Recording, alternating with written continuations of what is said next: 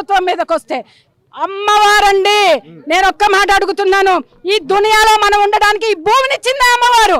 ఆమెకి 100 గజాలు ఇవ్వలేని నువ్వేం పేదోడివి రా, నువ్వేం దరిద్రుడివి రా, నువ్వు ఎంత దరిద్రుడు అయితే ఆమె జాగాలక్కున్నావు.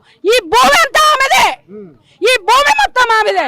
ఎవడు నువ్వు చట్టం పేరు మీద తీసుకురావడానికి? ఆమె ఉన్న స్థలాన్ని తీసి రేపొద్దున నేను ఇక్కడ చెప్తున్నా, ఈ ప్లేస్ లో ఏ కట్టడం కట్టండి, ఏది రానివ్వండి, ఒక్కడి కాపురం ఉన్నా బాగుంటుందేమో నేను చూస్తా. అనుభవంతో చూస్తున్నా, ఎన్నో ఇన్వెస్టిగేషన్ చేసిన స్టోరీలు ఉన్నాయి నాకు. As a journalist I know. But ఇప్పుడు ఒక హిందూ స్త్రీగా, ఒక అమ్మవారికి ఆ స్త్రీ ప్రతినిధిగా మాట్లాడుతున్నాను నేను. సో రోడ్డు కట్టంగా ఉన్నటువంటి దర్గాలు తీయడం చేత కాదు, మారుమూల ఉన్నటువంటి ఇలాంటి గుళ్ళను మాత్రం తీసేస్తారు.